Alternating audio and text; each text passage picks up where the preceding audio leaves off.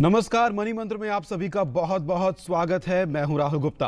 आज हम बात करने वाले हैं उस आर्थिक सुधार की जिसकी कई सालों से इंतजार था और आखिरकार राज्यसभा से जीएसटी बिल पास हो गया। अब बहुत जल्द ही ये बिल कानून का रूप ले लेगा और पूरी अर्थव्यवस्था को इसका फायदा मिलना शुरू हो जाएगा। उपभोक्ताओं को तो इस बिल से काफी फायदे होंगे ही, लेकिन कारोबारियों को भी इससे काफी लाभ होने वाले हैं। तो आज हम बात करेंगे जीएसटी बिल से कारोबारियों को मिलने वाले फायदे के बारे में। अगर आप भी कोई कारोबार करते हैं या कोई नया कारोबार शुरू करने के बारे में सोच रहे हैं तो इस बिल के बारे में जरूर जानिए। अगर आपके मन में कोई सवाल है तो आप हमें फोन कर सकते हैं। हमारे फोन नंबर्स हैं 0112309768 और 0112309765।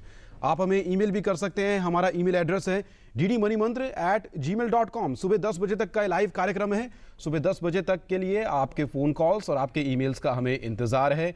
आपके तमाम सवालों का जवाब देने के लिए स्टूडियो में इस वक्त मौजूद है एसोचैम में investor and investment protection committee के अध्यक्ष एसके जिंदल। जिंदल साहब, बहुत बहुत स्वागत है आपका। आपसे गुजारिश करना चाहेंगे, जिस वक्त आप सवाल पूछ रहे हो कृपया अपने टीवी की आवाज़ को बंद कर दें और फ़ोन के द्वारा ये धारा प्रवाह एक ही साथ सवाल पूछिए और फ़ोन के द्वारा ही आपको जवाब सुनने को मिलेगा और कोशिश रहेगी कि आपके सवाल का पूरा जवाब हम दे पाएं। सिर्फ उपभोक्ताओं के लिए नहीं बल्कि कारोबारियों के लिए भी जीएसटी बिल बहुत कुछ लेकर आएगा। कोई भी नया बिजनेस शुरू करने के लिए सेल्स टैक्स विभाग से वैट रजिस्ट्रेशन कराना जरूरी है। जीएसटी के बाद इस प्रक्रिया में एकरूपता आएगी और केंद्रीयकृत रजिस्ट्रेशन से किसी भी नए व्यवसाय को शुरू करना और विभिन्न राज्यों में इसका विस्तार करना काफ़ी आसान हो जाएगा। इससे कंपनियों का झंझट और खर्च भी कम होगा। व्यापारियों को सामान एक जगह से दूसरी जगह ले जाने में कोई दिक्कत नहीं होगी। अलग अलग टैक्स नहीं चुकाना पड़ेगा तो सामान बनाने की लागत भी घटेगी। इससे सामान सस्ता होने की भी उम्मीद है। जीएसटी के बाद टैक्स ढांचा एकदम समान होगा और पूरी तरह से पारदर्शी होगा, जिससे टैक्स विवाद नहीं होंगे और ढेरों टैक्स कानून और टैक्स नियामकों का झंझट भी नहीं रहेगा। एक देश एक टैक्स व्यवस्था के बाद मेक इन इंडिया कैंपेन को भी सबसे ज्यादा फायदा होने की उम्मीद है। जीएसटी आने के बाद किसी भी राज्य में मैन्युफैक्चरिंग के लिए टैक्स के लिहाज से कोई अंतर नहीं रहेगा। तो जीएसटी का ऐसा बिल है, पूरी अर्थव्यवस्था को इससे फायदा मिलने वाला है। इस सोमवार को लोकसभा में पेश होना है जीएसटी और उसके बाद बहुत जल्द ये कानून का रूप ले लेगा और सरकार की जो मंशा है अप्रैल 2017 से इसको लागू करने की, तो अर्थव्यवस्था के विकास दर में 2% तक का इसमें उछाल आ सकता है। लेकिन आज हम फोकस करेंगे कारोबारियों के क्षेत्र में, जानने की कोशिश करेंगे कि आपका अपना कोई बिजनेस है, अपना कोई कारोबार है, तो उस लिहाज से जीएसटी बिल किस तरह से फायदेमंद है। जिंदल साहब, पूरी अर्थव्यवस्था को इंतजार था, उपभोक्ताओं को था ही था, लेकिन कारोबारियों को भी काफ़ी इंतजार था इस बिल का। आप क्या बताना चाहेंगे, कारोबारियों के लिए क्या कुछ लेकर आया है ये नया बिल? मेरा ऐसा मानना है कि ये बहुत ही एपिक बिल पास हुआ है, एपिक रिफॉर्म हुआ है जो विन विन है देश के 130 करोड़ लोगों के लिए, चाहे वो उपभोक्ता है चाहे कारोबारी है। हम कारोबारी पे फोकस कर रहे हैं। जो सिंप्लीफिकेशन इससे हो रहा है, जो रैशनलाइजेशन हो रहा है, अभी अगर आप पूरे देश में काम करना चाहते हैं तो आपको 29 स्टेट में 29 रजिस्ट्रेशन लेने पड़ते हैं वैट के। आप एक ही रजिस्ट्रेशन से काम कर सकते हैं और अगर आप 29 कानून से जूझते हैं तो बड़ी मुश्किल होती है। अब पूरे देश का एक कानून होगा तो लाइफ उतनी सिंपल हो जाएगी और जो पैसे, जो एनर्जी, जो समय आप 29 कानून के साथ डील करने में लगाते थे, वो सब पैसा डाउन द ड्रेन जाता था, मेरा ऐसा मानना है। क्योंकि वो इंटरेक्शन में ही सारा पैसा चला जाता था और टाइम और एनर्जी जाती थी। अब वो सारा पैसा सरकार का भी बचेगा और उपभोक्ता और कंज्यूमर का भी और ये व्यापार का भी बचेगा। दोनों तरफ से उनके भी वकील होते थे, हमारे भी वकील होते थे, वो आपस में ही बस उनका लीगल भी उतना ही चलता था, 29 गुना लीगल चलता था। अब वो 1 गुना रह जाएगा। तो बहुत बड़ा एफिशिएंसी आएगी, ये जीवन में बदलाव ला देगी। इन एफिशिएंसी के ऊपर ये एफिशिएंसी की विजय समझ लीजिए आप। और बहुत बड़ा बदलाव देश में आप देखेंगे। काम के तरह प्रोडक्टिविटी बढ़ेगी, एफिशिएंसी बढ़ेगी, आपके वेस्टेज नहीं होगा पैसे का, आप व्यापार और क्रिएट कर सकते हैं। जब आप 29 स्टेट्स के साथ डील करने के लिए स्टाफ रखते हैं, वो सारा स्टाफ आपका बिजनेस डेवलप करने में लग सकता है और वो सिंपल होगा। फिर आपको फिक्र नहीं होगी क्योंकि आप एक कानून से डील कर रहे हैं। 29 कानूनों से डील करना वैसे बहुत मुश्किल होता है। ईज ऑफ डूइंग बिजनेस के लिहाज से ये काफी बड़ा कदम, बहुत बड़ा कदम है। और देखिए, जब कोई चीज अच्छी होती है ना तो वो सही मायने में सब चीजों को, सारे सिस्टम को सपोर्ट करती है। अगर वो खराब होती है तो ऐसा नहीं हो सकता कि कंज्यूमर के लिए या कारोबार के लिए वो अच्छी हो और देश के लिए खराब हो। अगर देश के लिए अच्छी है तो उनके लिए ठीक है, सब उनके लिए भी अच्छी है, और ये अगर उनके लिए खराब, देश के लिए खराब है तो उनके लिए भी खराब है। तो ये सबके लिए बहुत ही अच्छी चीज़ है। यहाँ बहुत कम ऐसे बिल या कानून होते हैं जो पूरी अर्थव्यवस्था के कई क्षेत्रों के लिए फायदेमंद साबित होते हैं, और ये उन्हीं में से एक चुनिंदा एक बिल है जो पूरी अर्थव्यवस्था को फायदा दे रहा है। अर्थव्यवस्था इसके थ्रू होके जाती है। अगर ये गेटवे है, टैक्स गेटवे है, अगर टैक्स का एक गेटवे अगर आपका ठीक है तो फिर वो बॉटलनेक्स नहीं होते। और आप विदेश में, आप सोचिए यहाँ पर कि आप किसी देश में काम करना चाहते हैं, वहाँ पे 29 कानून से आपको जूझना है, आप कहोगे मैं नहीं जाना चाहता। आपको पता लग जाए एक कानून है, आप कहोगे मैं जा सकता हूँ। तो वो फर्क पड़ जाता है, आपकी सोच में फर्क पड़ जाता है, आपकी सोच में कन्वीनियंस आ जाती है कि मैं एक तो मुझे डील करना ही है, वो तो मैं कर ही सकता हूँ। लेकिन जब विदेश में बैठा हुआ फॉरेन इन्वेस्टर ये सोचता है कि मुझे 29 कानूनों से जूझना होगा, वो कहेगा मुझे रहने दीजिए, मैं यहीं पे ठीक है। और जिस तरह से एक स्टेट से दूसरी स्टेट अगर आप अपने कारोबार का विस्तार करना चाहते हैं तो फिर से आपको कानूनी प्रक्रिया के दौर से गुजरना पड़ता है। उस मोर्चे पर भी ये बिल आपके लिए राह काफी आसान कर देगा। बहुत आसान है, क्योंकि गेटवे तो आपका एक ही रहेगा, कॉमन। आपको वहां पर कोई और रजिस्ट्रेशन उस तरह का नहीं कराना टैक्स को लेकर के। आपको सिर्फ कराना होगा कि आपको कोई ऑफिस चाहिए, कुछ प्रेमाइसेस वगैरह लेना, वो तो नॉर्मल कमर्शियल चीज है। लेकिन टैक्स का गेटवे एक रहेगा जो कि बहुत ही इंपॉर्टेंट होता है बिजनेस के लिए। अगर वो स्ट्रांग है, अगर आप उसमें स्ट्रेंथ रखते हैं और आप उसको समझते हैं अच्छे से, तो गलती होने की संभावना कम होती है और आप कंफर्टेबल हो जाते हैं, तो फिर आप अच्छे से काम कर सकते हैं। चलिए, एक कॉलर जुड़ गए जिंदल साहब, उनसे बात कर लेते हैं। अनिल है इस वक्त हमारे साथ मध्य प्रदेश से। बहुत बहुत स्वागत है आपका अनिल जी, पूछिए अपना सवाल। हेलो जी अनिल जी, आप अपना सवाल पूछ सकते हैं। शेयर बाजार में इन्वेस्ट करना चाहता हूँ, इसके लिए क्या करना पड़ेगा? माफी चाहते हैं अनिल जी, शेयर बाजार में निवेश को लेकर आज हमारा ये कार्यक्रम नहीं है। जीएसटी और अपने कारोबार से संबंधित कोई आपका सवाल है तो आपका स्वागत है। दर्शकों को याद दिला दें, आप हमें ईमेल भी कर सकते हैं। अगर आपके मन में कोई सवाल है तो फोन कॉल्स के अलावा आपके ईमेल्स का भी हमें इंतजार है। 10 बजे तक ये कार्यक्रम लाइव है। जिंदल साहब, ये तो बात हुई उन कारोबार के बारे में जो बड़े कारोबार हैं, जो एक स्टेट से दूसरे स्टेट शायद जाते हैं और अपना विस्तार करना चाहते हैं। लेकिन कोई शख्स अगर नया कारोबार शुरू करना चाहता है तो टैक्स सिस्टम के साथ जुड़ना अपने आप में ये कितना बड़ा काम होता है, कितना बड़ा झंझट होता है, और अब ये किस तरह से आसान होने वाला है? कोई भी कारोबार जब शुरू करते हैं तो उसे मालूम होता है कि इसका कोई एस्केप नहीं है, लेकिन एक टैक्स सिस्टम के साथ जोड़ने के लिए सब तैयार हैं। वो तो you can not avoid it. But 29 की जब उसको बात होती है कि 29 जगह या जितनी जगह आप काम करना चाहते हो उतने से जुड़ना है, तो फिर उसको पसीने आते हैं। तो फिर वो डरता है, वो कहता है नहीं मैं यहीं पे कर लेता हूँ, सिर्फ दिल्ली में ही, अगर मैं दिल्ली से हूँ तो मैं दिल्ली में ही कर लेता हूँ और मैं बाकी स्टेट्स को छोड़ देता हूँ। लेकिन जब आपको बड़ा मार्केट मिलता है, इससे क्या होगा, इससे आपका स्केल बड़ा होगा। अभी आपको 29 वेयर हाउस रखने पड़ते थे 29 स्टेट में काम करने के लिए, अगर आप टैक्स एफिशिएंट होना चाहते थे। क्योंकि एक स्टेट से दूसरे स्टेट में अगर माल आप अदरवाइज ले जाएंगे बिना वेयर हाउसिंग के तो अलग से टैक्स लग जाएगा, और आपको पीयर ग्रुप जो है आपको टिकने नहीं देगा। उसको टैक्स नहीं लग रहा है जिसने वेयर हाउस बनाया है, आपने वेयर हाउस नहीं बनाया तो आपको टैक्स लग रहा है, तो आप सकेंगे नहीं। लेकिन अब क्या होगा कि 29 वेयर हाउसेस की जरूरत नहीं, जी। आप सर्कल वाइज बना सकते हैं, 4-6 बना सकते हैं, और वो उस एरिया को कवर कर लेगा। तो फिर आप छोटे छोटे वेयर हाउस नहीं बनाओगे, बड़े वेयर हाउस बनाओगे। तो इस सब चीजों में लागत कम हो जाएगी, स्केलिंग होगी तो कॉस्ट कम होगी और आपकी एफिशिएंसी बढ़ेगी। तो ये सारा गेम जो है एफिशिएंसी का है और स्केलिंग का है। यही वजह है कि एफिशिएंसी बढ़ेगी और इवेजन कम होगा, क्योंकि आप पैन नंबर के थ्रू सारे आपके ट्रांजैक्शंस कंप्यूटराइज्ड होंगे, तो कोई भी आप इवेजन की सोच भी नहीं सकेंगे आगे जाकर के। और जब इवेजन कम होगा तो सरकार को भी फायदा है और उपभोक्ता को भी फायदा है, सबको फायदा है। लखनऊ से कॉलर हैं अरविंद, बहुत बहुत स्वागत है आपका। अरविंद जी, सवाल पूछिए अपना। सर नमस्कार। जी नमस्कार सर, मैं अमरेंद्र बात कर रहा हूँ। अरविंद नहीं सर। अमरेंद्र जी माफी चाहेंगे, आप सवाल पूछिए कृपया। नहीं सर, मैं सर से ये जानना चाह रहा हूँ। किसके बारे में जानना चाह रहे हैं सर? ये जीएसटी लागू हुई है अभी, तो मैं एक छोटा सा अपना शॉप ओपन करना चाह रहा हूँ, तो ये जान सकते हैं कि जीएसटी का उस पर क्या इम्पैक्ट होगा? अभी मैंने ओपन नहीं किया हुआ है सर, सुन पा रहे हैं? जी जिंदल साहब, सवाल समझ पाए आप? थोड़ी सी सवाल समझा नहीं। थोड़ा सा आप कृपया दोहराएंगे, सवाल आपका क्या है कि आप क्या कुछ शुरू करना चाह रहे हैं? हाँ सर, एक हम अपना गारमेंट का शॉप ओपन करना चाह रहे हैं लखनऊ में ही, एक स्मॉल लेवल पे। तो जान सकते हैं कि अभी ये जीएसटी का क्या इम्पैक्ट होगा उस शॉप पे, या फिर हम कहीं से कुछ परचेजिंग करते हैं तो क्या हम जो चीज परचेज करेंगे तो उस पे भी जीएसटी का कुछ होगा, या फिर ऐसा कुछ नहीं होगा उससे? सवाल मुझे पूरी तरह से समझ में नहीं आया, लेकिन मैं फिर भी आपको ये बताना चाहूँगा कि देखिए जो अभी सिस्टम है उसमें कैस्केडिंग इफेक्ट आता है टैक्स का।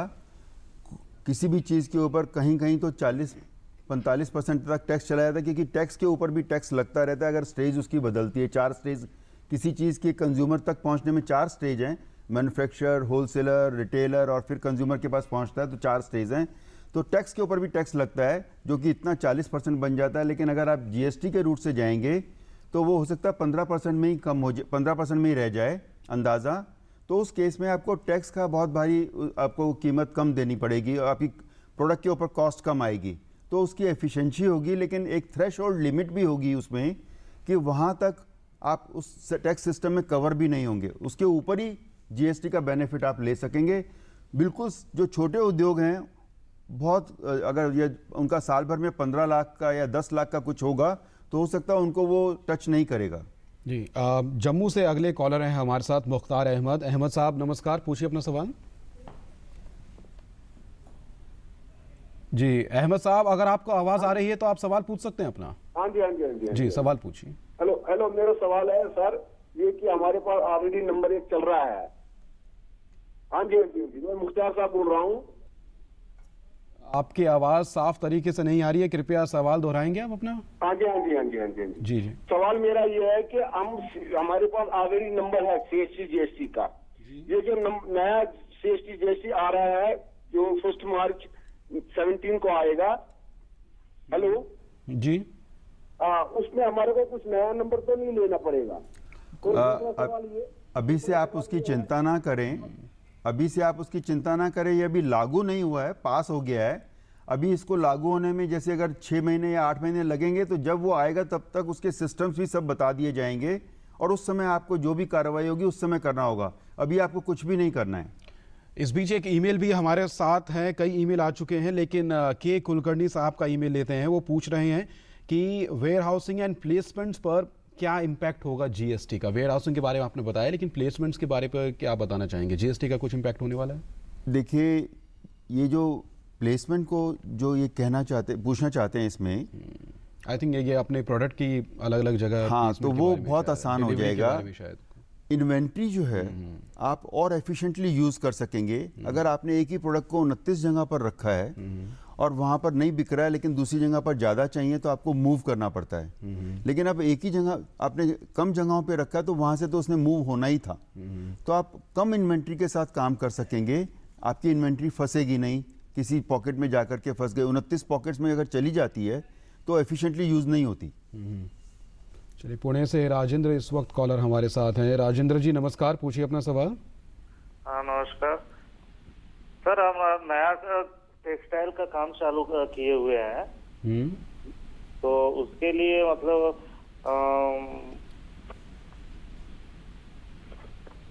जी ये भी इम्पैक्ट पूछना चाह रहे होंगे कि नए इम्पैक्ट बहुत पॉजिटिव होगा, लेकिन उस लेवल पे आने पे और जब ये इम्प्लीमेंट होगा, जो कि अप्रैल 17 में उम्मीद है जी। हो जाएगा, तो उस समय जो उसकी फॉर्मेलिटीज, जो उसके प्रोसीजर बनेंगे उसको फॉलो करना होगा। मेरे ख्याल से दर्शकों के मन में सवाल कुछ इस तरह के हैं कि फायदों के बारे में तो उनको जानकारी मिल रही है, लेकिन किस तरह से बदलाव अपनी शक्ल लेगा उसके बारे में मन में कई तरह की डाउट्स हैं कि कैसे बदलाव अपनी अपनी जगह लेगा। इससे क्या होगा, एक कंप्लायंस आसान हो जाएगा, एक मूवमेंट ऑफ गुड्स बहुत आसान हो जाएगा। माल दिल्ली से चलता है, बॉम्बे जाता है, तो कम से कम 24 घंटे उसको लगते हैं डिफरेंट चेक पोस्ट के ऊपर रुकना पड़ता है जब तक वो उसको क्लियर करते हैं। सब मिला करके डिफरेंट चेक पोस्ट का टाइम मिलाएं, वो सब डिलेज निकल जाएंगे, वो सब कॉस्ट निकल जाएंगी, माल जल्दी पहुंचेगा, एफिशिएंटली पहुंचेगा और कम कॉस्ट आएगी। फिर जॉब, अगर आप व्यापार को ग्रो कराते हैं, व्यापार के ऊपर से एक्स्ट्रा बर्डन हटा लेते हैं, तो व्यापार ग्रो होता है। व्यापार ग्रो होता है तो जॉब क्रिएट होते हैं, तो वो जॉब क्रिएशन भी इससे होगा क्योंकि आपके सिस्टम में एफिशिएंसी आ जाएगी। ये बहुत बड़ी चीज़ हुई है कि अभी व्यापार को ग्रो कराने के लिए बहुत ज़रूरत थी डिफरेंट रिफॉर्म्स की, बहुत सारे हो गए हैं और ये एक बहुत बड़ा रिफॉर्म है। जब व्यापार ग्रो होता है तो उसी समय जॉब की ज़रूरत पड़ती है, उसमें नए जॉब्स क्रिएट होते हैं, तो वो भी जॉब्स को भी सपोर्ट ये करेगा, जो कि हमारी नेशनल नीड है, जॉब क्रिएशन। एक इसमें कैस्केडिंग इफेक्ट ख़त्म होने से हमारी एफिशिएंसी वैसे भी बढ़ जाती है। तो हर लिहाज से इसमें एक डाटा, इतना डाटा मिलने वाला है, जो इसका मैनेजमेंट होगा, एडमिनिस्ट्रेशन होगा, तो उनके पास ऐसा ऐसा डाटा आएगा डिफरेंट स्टेट्स के साथ जगह से कि कहाँ पर क्या बन रहा है, कहाँ जा रहा है। तो एक जगह पर जब वो कोलेट होगा तो वो आपको जानकारी देगा कि किस तरह से आप हार्मोनाइज्ड वे में जहाँ जहाँ कमियाँ हैं उनको पूरा कर सकते हैं, जहाँ अधिकता है उसको उठा करके जहाँ कम वाले क्षेत्र हैं उनके अंदर पूरा कर सकते हैं। वो जो डाटा है अब नहीं मिल रहा हमें, देश को, सरकार को नहीं मिल रहा, लेकिन वो डाटा सरकार को मिलना शुरू हो जाएगा और कंप्लायंस और एडमिनिस्ट्रेशन दोनों इजी हो जाएंगे तो उनकी भी कॉस्ट घटेगी। तो ये सब चीज़ों में फ़ायदा ही फ़ायदा है, क्योंकि एफिशिएंट सिस्टम है। जी, हम देखते हैं कि राज्यों के बॉर्डर्स पर जो ट्रकों की लंबी लाइन लगी रहती है, क्योंकि एक आंकड़ा है कि 200 से 250 किलोमीटर प्रतिदिन के हिसाब से भारत में ट्रक चलते हैं, लेकिन यही अगर ट्रक अमेरिका में चले तो एक दिन में वो 850 किलोमीटर के आसपास कवर कर लेता है। तो 4 गुना ज़्यादा वहाँ पर स्पीड है ट्रकों के चलने की। तो उम्मीद कर सकते हैं कि यहाँ पर भी ट्रकों के चलने की जो स्पीड है, जो दिन में रास्ता कवर करने का जो टाइम है वो कम होगा और ज़्यादा से ज़्यादा वो राज्यों को कवर कर पाएंगे। वहाँ पर ऑक्ट्राइज, ये चेक पोस्ट पे एंट्री टैक्स के लिए, इन सब चीज़ों के लिए आपको जो रुकना पड़ता है वो बड़ा फ्रस्ट्रेटिंग होता है। आप देखते हैं जाते वक्त लाइनें लगी होती हैं, 2-4-6 घंटे अगर लग रहे हैं तो बहुत ही फ्रस्ट्रेटिंग और बहुत ही कॉस्टली होता है। अश्विनी गुप्ता है हमारे साथ हिमाचल से। गुप्ता जी नमस्कार, पूछिए अपना सवाल। नमस्कार, मैं आपसे ये पूछना चाह रहा हूँ जी कि ये टैक्स क्रेडिट जो होगा जीएसटी, वो क्या जो एट प्रेजेंट वैट के लेवल पे टैक्स क्रेडिट चल रहा है वैसा ही रहेगा? जी हाँ, वो वैसे ही होगा और आसान हो जाएगा टैक्स क्रेडिट?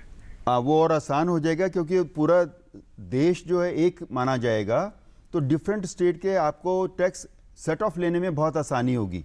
अभी वो एक स्टेट से दूसरे स्टेट में गया तो वो सेट ऑफ लेने में मुश्किल होती है, लेकिन जब पूरा देश एक है, एक ही सिस्टम है, तो वो सेट ऑफ लेने में बहुत आसानी होगी, उसमें एफिशिएंसी होगी और उसमें आपको उसके लिए परेशान नहीं होना पड़ेगा, तो वो आपको हेल्प करेगा। जी, आप जिस तरह से ट्रकों की बात आई थी जिंदल साहब, जो हमारे ट्रक चलाने वाले भाई हैं जो कई राज्यों का सफ़र तय करते हैं 1 महीने के दौरान, और कंपनी तो उनको हायर करती है लेकिन टैक्स वैसे उनको अपनी जेब से चुकाना पड़ता है और कागजी कार्रवाई भी उनको खुद करनी पड़ती है, उनके लिए क्या है जीएसटी में? राज्यों की सीमाओं पर अब बिल्कुल नहीं उनको रुकना पड़ेगा, अब क्या रहेगी उनकी सड़कों पर चलने की? देखिए, मेरा ऐसा मानना है कि उनको नहीं रुकना पड़ेगा। 20% के तकरीबन उसमें उनकी खर्चा कम हो जाएगा। 20% खर्चा उस चीज़ में जाता था कि वो ऑक्ट्राई पोस्ट पे रुकना पड़ता था और उनको फिर वो फॉर्मेलिटीज़ पूरी करनी पड़ती थी, लीगली इलीगली जैसे भी, और फिर वो अपने डेस्टिनेशन पे पहुंचते थे। लेकिन अब मैं समझता हूं कि उनको नहीं रुकना पड़ेगा। पूरे देश में एक टैक्स सिस्टम है, कोई एडमिनिस्ट्रेशन है वो कंप्यूटर से होने वाला है कि ये यहाँ से माल चला, यहाँ पहुँचा है, उसको वो सैंपल रैंडम चेक कुछ कर सकते होंगे कि दरअसल मूवमेंट भी हुआ है कि नहीं हुआ है या सिर्फ कागजों में ही मूवमेंट हुआ है। लेकिन वो आसान होगा करना, बजाय इसके कि इतने सारे माल को एडमिनिस्टर करना हर लेवल के ऊपर, स्टेट में तो हर एक में एनफोर्समेंट डिपार्टमेंट्स वगैरह बने हुए हैं और वो अपना वेस्टेड इंटरेस्ट देखते हैं, गवर्नमेंट का इंटरेस्ट तो वो बाद में देखते हैं। तो वो सब चीज़ें ख़त्म होने से आसान हो जाएगा। मुझे लगता है कि वो चेक पोस्ट की इतनी ज़रूरत पड़ेगी नहीं। जी, यानी अब चेक पोस्ट पर 20% के आसपास उनका टाइम कम लगेगा, पैसा भी 20% कॉस्ट उनकी कम हो जानी चाहिए। अगर दिल्ली से बम्बई माल भेजने में 1 लाख रुपया लगता है अगर एक ट्रक को, तो वो 80,000 रुपया लगना चाहिए मेरे हिसाब से। तो यानी सीधे सीधे कंज्यूमर को उसको फायदा मिलने वाला है और ट्रक वालों को तो फायदा इसका होगा ही।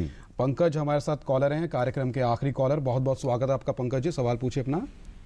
जी सर, मैं पंकज बोल रहा हूँ कैलारस ग्वालियर से। जी पूछिए सवाल। हरियाणा से, मध्य प्रदेश से। जी सर, मैं ये पूछना चाह रहा था कि अभी ये 18% का सुन रहे हैं जीएसटी का होना, तो सर ये जो पहले सर्विस टैक्स, बाकी ये अपना वेट टैक्स, ये सारे टैक्स रहते थे, तो सर वो 30 के आसपास होता था, तो सर ये 18 से कैसे स्टेट को रेवेन्यू ओपन कर पाएंगे वापस?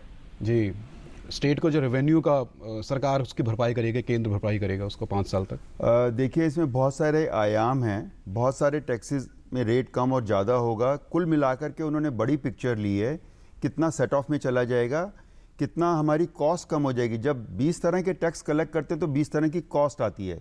एक तरह का टैक्स कलेक्ट करेंगे तो एक ही तरह की कॉस्ट आएगी। वो छोटे छोटे टैक्स के अंदर कॉस्ट ज़्यादा आती है, कहीं कहीं तो टैक्स में कॉस्ट ज़्यादा आ रही है और टैक्स कम इकट्ठा हो रहा है, या कलेक्ट करने वाले ही कुछ उसमें गुलमुल कर देते हैं।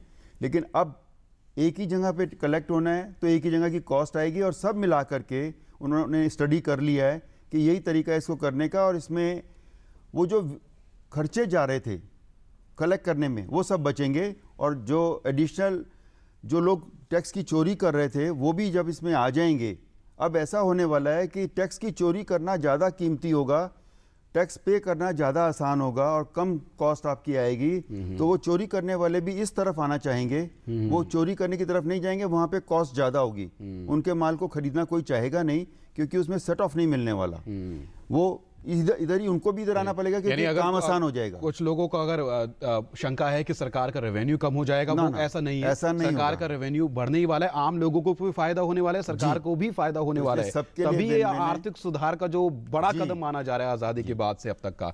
हिमांशु का ईमेल है, जल्दी से ईमेल ले लेते हैं क्योंकि उनका एक सवाल है कि वो अभी तक हमने टच नहीं किया है कि जीएसटी का कृषि क्षेत्र में क्या फायदा होने वाला है। क्या कुछ लिंक है, कृषि क्षेत्र में कुछ फायदा मिलेगा इसका, कि कृषि के क्षेत्र में जो कारोबारी हैं या जो किसान भाई हैं? कृषि क्षेत्र में भी वैसे तो टैक्स देखिए एग्रीकल्चर प्रोडक्ट्स पे भी लगता है, वैट लगता है, तो वो किसान भाइयों को एज ए कंज्यूमर भी फायदा मिलने वाला है, और लाइफ सिंपल होने से अगर वो कहीं भी किसी भी स्टेट में, पूरे हिंदुस्तान में किसी भी स्टेट में अपना माल बेच सकते हैं। अगर अभी वो नहीं बेच सकते, क्यों नहीं बेच सकते? वो वहाँ पे वैट के लिए रजिस्टर्ड ही नहीं है। एक राजस्थान का फार्मर जो है वो तमिलनाडु में अपना माल नहीं बेच सकता, लेकिन अब पूरे देश में माल बेच सकते, पूरा देश एक मंडी हो जाएगा उनके एक लिए। मंडी, एक देश एक मंडी हो जाएगा। एक देश एक मंडी एक टैक्स व्यवस्था, तो ये एक नारा है जो इस बिल के साथ जोड़ा जा सकता है और आम लोगों की जिंदगी, व्यापारियों की जिंदगी, किसानों की जिंदगी आसान बनाने वाला है। सभी देशवासियों को इसकी बधाई होनी चाहिए। अंत में आप जल्दी से क्या बताना चाहेंगे, क्योंकि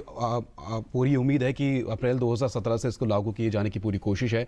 अभी जो कारोबारी हैं, अभी वो कुछ करें या अभी फिलहाल इंतजार करें? उनको अभी कुछ करने की आवश्यकता है फिलहाल? अभी उनको कुछ करने की आवश्यकता नहीं है। अभी प्रोसीजर्स हैं गवर्नमेंट के एंड पे, बड़ा हर्डल निकल गया है। अब वो प्रोसीजर है, वो अपना थोड़ा सा समय लेंगे, लेकिन कोई शंका करने की जरूरत नहीं है। उनको अपनी तरफ से अभी कुछ नहीं करना है। फिलहाल जो प्रोसीजर सामने आएंगे उनका इंतजार और वो सब मीडिया ने उनको बता ही देना है समय समय पे, अब किस समय क्या जरूरत है। चलिए, बहुत बहुत शुक्रिया एस के जिंदल साहब, आप स्टूडियो है और आपने इस अहम चर्चा में भाग लिया और बहुत आसान शब्दों में आपने इस कॉम्प्लिकेटेड इशू को समझाया। बहुत बहुत शुक्रिया आपका। तो आज हमारी कोशिश थी जीएसटी बिल को समझने के बारे में। उन तमाम लोगों से माफ़ी मांगना चाहेंगे जिनका हम ईमेल शामिल नहीं कर पाए, जिनके फ़ोन कॉल्स को हम शामिल नहीं कर पाए, लेकिन अगले हफ्ते फिर किसी खास विषय के साथ आपके साथ उपस्थित होंगे। अगर आप फीडबैक देना चाहते हैं तो हमारा ईमेल एड्रेस से वही है ddmoneymantra@gmail.com। और इसी के साथ आज के लिए कार्यक्रम में इतना ही। हमारी पूरी टीम को दीजिए इजाज़त। नमस्कार।